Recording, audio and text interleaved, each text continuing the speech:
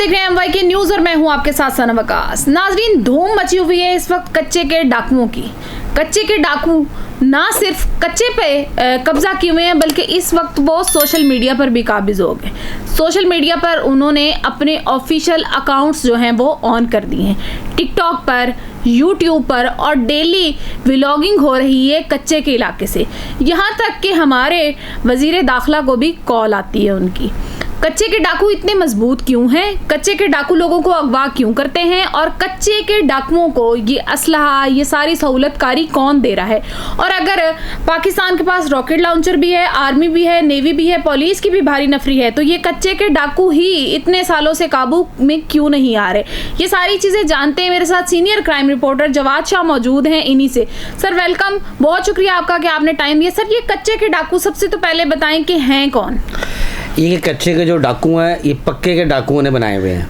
ये उनकी पक्के के डाकू कौन है? जो वहाँ कर असर रसूख वाले वडेरे हैं। मैं आपको बताता हूँ कि अब से कुछ देर कबल 4 से 5 माह पहले हरबंसपुरे के इलाके से एक दोदी जो होता है ना वो गायब हो जाता है। तो दूध वाले जाते हैं दूध लेने, वो किधर है भाई उनका मुलाजिम, क्योंकि जी वो आज आया नहीं। तो उसकी ना एक वीडियो आती है उनके घर वालों के नंबर पे व्हाट्सएप पर। वो कहते जी मैं तो कच्चे पहुंच गया हूँ, और उसको बरहना किया होता है, उस पर डंडों की बरसात और जंजीरें बांधी होती है, रो रहा होता है, वो उससे पैसों की डिमांड करते हैं। अच्छा, मैंने कहा आप जा, उन्होंने मुझे अप्रोच किया, यार आप हमारी खबर चलाएं।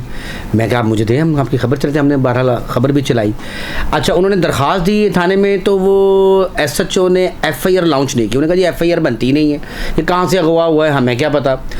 अगर वो FIR लॉन्च हो जाती तो मैं आपको ये गारंटी से बात कर रहा हूँ कि जो 14 हमारे पुलिस एहलकार शहीद हुए वो शहीद नहीं होने थे। उन्होंने पैसे मांगे, डिमांड की। अच्छा। कच्चे के डाकुओं ने, इन्होंने 20 लाख रुपया उनको वडेरे को किसी को दिए। ऑब्वियसली सबके रिलेशंस होते हैं, PR है सबकी। उन्होंने उधर अप्रोच किया बंदे को कि जी कच्चे के इलाके में हमारा बंदा उठा के ले गया, गरीब आदमी है, मुलाजिम है। इन्होंने 4 से 5 अपनी गायें बेची, फ़रोख्त की, 20 लाख रुपया दिया, वो बंदा आ गया। हमने अब उससे पूछा जाकर कि भाई ये क्या वकूआ हुआ है? तो उसने बताया कि जी मुझे एक वीडियो नंबर से कॉल आती है, खातून थी, बड़ी परेशान थी, हस्बैंड उसका एक्सपायर हो गया, देखने में खूबसूरत थी, मुझे उसने फैसलाबाद बुलाया, मैं फैसलाबाद उसके पास विजिट किया है, उसने कोई नशावर चीज़ पिलाई है, जब मैं उठाऊँ तो मैं कच्चे के इलाके में था। तो पुलिस की नाअहली की वजह से कच्चे के डाकू को पक्के डाकू बन गए हैं। अब ये देखें, अगर हमारी एजेंसीज ने उनको पकड़ना हो, क्या वो नहीं पकड़ सकती? पकड़ सकते हैं। अब उन्होंने एक चैनल बनाया है, वो वाईफाई से कनेक्ट होता है, वो इंटरनेट से कनेक्ट होता है। अगर वाईफाई से कनेक्ट होता है तो IP एड्रेस ट्रेस करे, वहाँ पे ड्रोन भेजे, सब ध्यान नहीं ना उस तरफ, ध्यान नहीं दे रहे। अच्छा, फिर हमारा IG बहुत मुतर्रिक है, IG साहब जो है उस्मान अनवर साहब, वो भी गए, DPOs भी गए, RPOs भी गए, ऑपरेशन भी हुए। उसके अलावा फिर एक रिपोर्ट हुई बरकी के इलाके में, एक बच्चे को एक खातून की कॉल आती है, फिर बच्चा उस खातून से दोस्ती करता है, 3-4 दिन वीडियो कॉल्स करते हैं, फिर उसको वो लाहौर से बाहर एक इलाके में बुलाती है, वो वहाँ पर जाता है, फिर नशावर चीज़। फिर उन्होंने दरख्वास्त दी अपने बरकी थाने, तो थोड़ा केस हाइप क्रिएट हुई थी कच्चे की। उन्होंने कहा जी हमें लगता है हमारा बच्चा कच्चे के इलाके में है। अच्छा जी, FIR लॉन्च हो जाती है, इन्वेस्टिगेशन वाले कच्चे के इलाके में जा ही नहीं सकते। वो कहते जी हमारे पास इतने वसाइल ही नहीं है कि हम वहाँ पर जाके ऑपरेशन करें। सर क्यों वसाइल नहीं है, या वसाइल बरूए कार नहीं लाए जा रहे? देखें जी, वहाँ का जो लोग हैं ना वो बड़े असर रसूख वाले हैं, और उनकी जो रूट्स हैं वहाँ पर बहुत मजबूत हैं। कच्चे के इलाके को सपोर्टिव करने वाले हमारे पक्के के डाकू हैं। पक्के के डाकुओं से मुराद वो वहाँ के वडेरे, वहाँ के जिस तरह हमारे पंजाब में चौधरी सिस्टम चलता है, वहाँ पे वडेरा सिस्टम चलता है। अब देखिए इतना जदीद असला, G3s, AK-47, रॉकेट लॉन्चर्स, उन्होंने हमारे शहीद जो शहीद हुए कांस्टेबल 14-15 शायद इससे भी ज़्यादा 9 पहले एहलकार शहीद हुए, फिर 4 एहलकार शहीद हुए, रॉकेट लॉन्चर से हमला किया। हमने क्या किया? हम उनसे बातचीत कर रहे हैं। फिर आप ये देखें, वो कच्चे के डाकू का जो सरबराह था वो इतना एक वो था, उसने जोली मूड में कॉल कर दी वजीर दाखिला के टोल नंबर पे, एंड ही सेड कि जी आपने मेरी हेड मनी 10 लाख से 1 करोड़ रख दी है, मेरी तो मैं तो वो बंदा ही नहीं हूँ, मैं तो शरीफ आदमी हूँ। मतलब कि वो उनका चेज़ा ले रहा है। और वजीर दाखिला ने शायद ये कहा है कि ये सारे कच्चे के डाकू एक SHO की मार है। बिल्कुल, ये उन्होंने कहा। और हमारा पंजाब का एक SHO चला जाए, उसको पूरा एक्सेस दिया जाए, तो कच्चे के डाकू और पक्के के डाकू दोनों ही गिरफ्त में होंगे। एक्सेस क्यों नहीं दे रहे? हमारे तो अभी जा रहे थे तो रास्ते से उतर आए हैं पुलिस वाले। आप ये देखें ना, वो जो उतरे एहलकार इसलिए जो उनके पास गन्स थी, जो बुलेट्स थी, वो नकारा थी, वो 50 मीटर पे जाके तो गोली नीचे गिर जाती है। यानी जदीद असला नहीं दिया गया उनको। वेपन सी थे तो उन्होंने कहा जी हम तो इसका मतलब है शहीद होने जा रहे हैं। उन्होंने कहा जी सानू अपनी जान बहुत प्यारी है। वो रास्ते में उतर गए थे।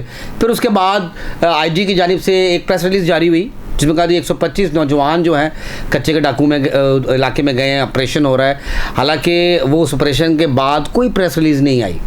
ऑपरेशन वहाँ पर होना चाहिए, पक्के के डाकुओं को पकड़ें जो उनके सपोर्ट कर रहे हैं। मैंने ये सवाल पीपल्स पार्टी के एक रहनुमा से किया एक प्रेस रिलीज में। मैंने कहा सर आप कच्चे के इलाके में ऑपरेशन क्यों नहीं करते, आपकी क्या जिम्मेदारी है? उन्होंने कहा जी हम तो नून लीग से बात कर रहे हैं। तो मैंने कहा नून लीग से बात करें, नून लीग ने क्या मना कर दिया है कि कच्चे के डाकू को ना पकड़ें? नहीं ये सवाल तो आपका मेरे से बनता नहीं।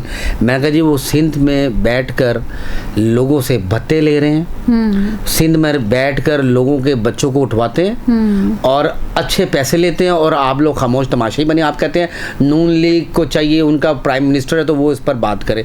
तो बात यह है कि पीपल्स पार्टी, आसिफ अली जरदारी प्रेसिडेंट ऑफ पाकिस्तान, उनको चाहिए वडेरा सिस्टम इसको ख़त्म करें। अब जो नई जनरेशन आई है, जो पढ़े लिखे लोग हैं, जो CSP ऑफिसर्स हैं, उनको गो थ्रू दिया जाए ताकि यहाँ पर ये जो इलीगल एक्टिविटीज़ हो रही हैं, क्रिमिनल एक्टिविटीज़ हो रही हैं, भत्ता माफिया के खिलाफ ग्रैंड ऑपरेशन किया जाए ताकि ये निस्तो नबूत हो जाए और पाकिस्तान एक फ्री कंट्री हो, वेपन्स फ्री कंट्री हो और पूरी दुनिया में हमारी तारीफ की जाए, ना कि हमें लोग टेररिस्ट कहा जाए। लेकिन सर इस वक्त कच्चे का इलाका बताया जा रहा है कि 3 सूबों पर मुश्तमिल है, कि उसको 3 सूबे लगते हैं कच्चे को।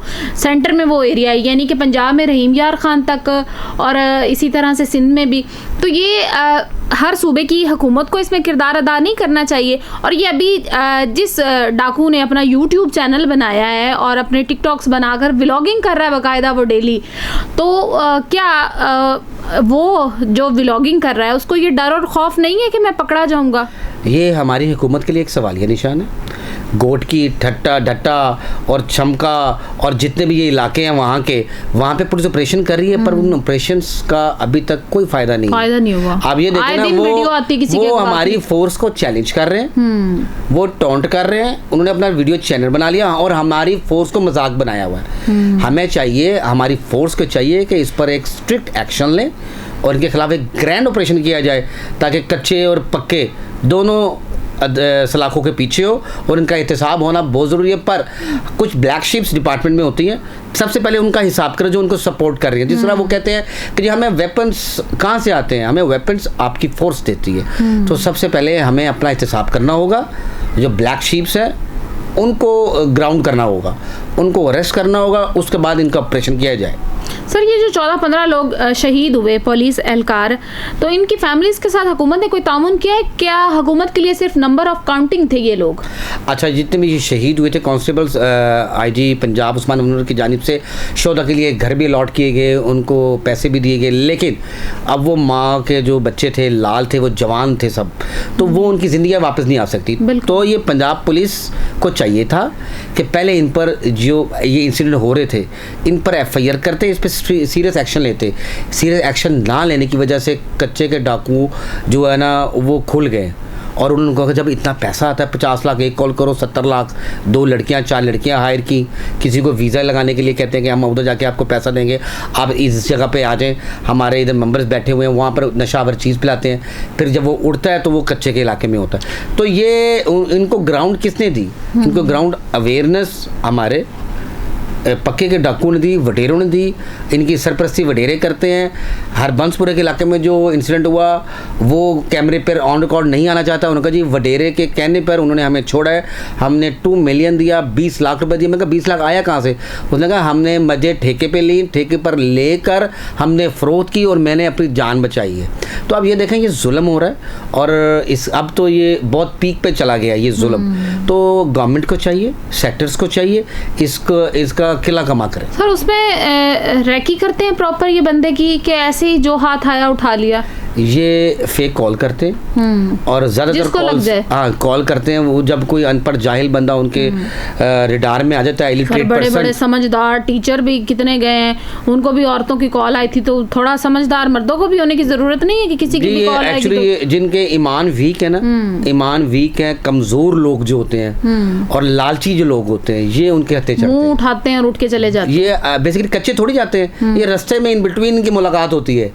इन मुलाकात के दरमियान नशावर कोई चीज़ पिलाते हैं, फिर जब वो आंख खुलती है तो वो कच्चे और पक्के के डाकू मिक्स होते हैं और फिर वो इनसे भत्ता लेते हैं, मुआवजा लेते हैं। मुआवजा लेने के बाद कई तो मार देते हैं और कई जब कोई बंदा बीच में पड़ जाता है तो फिर उसको वो रिलीज़ कर देते हैं। अच्छा, आपने पता नहीं कमेंट्स पढ़े हैं कि नहीं पढ़े। मैंने ये जिस डाकू ने अपना चैनल बनाया, मैंने उसका पूरा चैनल सर्च किया और उसके एक दिन में 10,000 सब्सक्राइबर हो गए यूट्यूब पे। ये बड़ी बात होती है, यानी कि एक दिन में उसका चैनल मोनेटाइजेशन की तरफ चला गया। अब एक तो मजाक उड़ा था कि इनका अगर सिल्वर गोल्डन बटन आ जाता है यूट्यूब का तो इनको कौन देने जाएगा। दूसरी बड़ी बात जो थी, मैंने सारे कॉमेंट्स पढ़े और उन कॉमेंट्स में कोई 1000 बंदा ये कहने वाला होगा कि भाई हमें भी अपने गैंग का हिस्सा बना ले।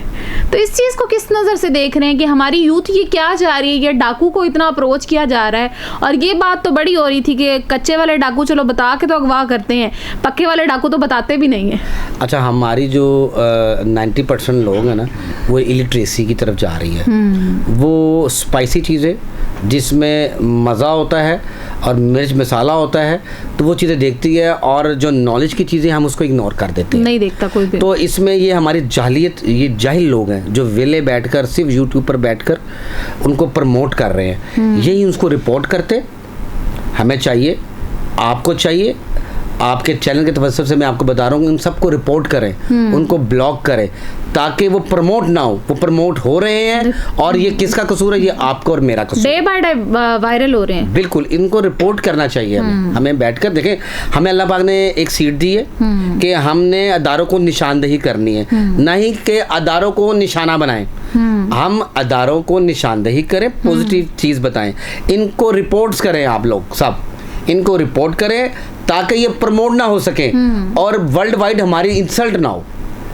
सर, इंसल्ट तो वो कर रहे हैं। अब एक मुल्क के वजीर दाखिला को कॉल कर दी जाती है एक डाकू की तरफ से, और एक मुल्क में डाकू व्लॉगर बन जाता है और वो अपना सारा इलाका दिखाता है, तो उस मुल्क में वो क्या चीज़ रहेगी? अब वो तो वायरल हो गया, उसे हम नहीं देखेंगे, बहुत सारे और लोग देखेंगे, क्योंकि हम लोग इसी तरह के हैं। हमारे मुल्क की आवाम भी यही चीज़ें पसंद करती है। देखें, हमें शर्मिंदगी का सामना करना पड़ता है। मैं 4 बार आज़म फिरा हुआ हूँ। मैं एक दिन लंदन चला गया एक दफ़ा, तो मैंने पैसे कुछ पाकिस्तान भिजवाने थे, तो मैंने कहा वेस्टर्न यूनियन से भिजवाता हूँ। तो मैंने कहा जनाब ये पैसे भेजने पाकिस्तानी 1.5 लाख रुपये ना। उसने कहा वेयर यू फ्रॉम? मैं कहा फ्रॉम पाकिस्तान। कहो you are terrorist, boom boom. मैंने कहा how dare you call me terrorist? मैंने कहा you belongs to FBI, you belongs to CIA agent. मैंने उसका मैं तुम्हें सू करूँगा, मैं तुम्हारे खिलाफ अदालत में जाऊँगा। तो वो बाहर आया, उसने मुझसे एक्सक्यूज़ किया, माजरत की।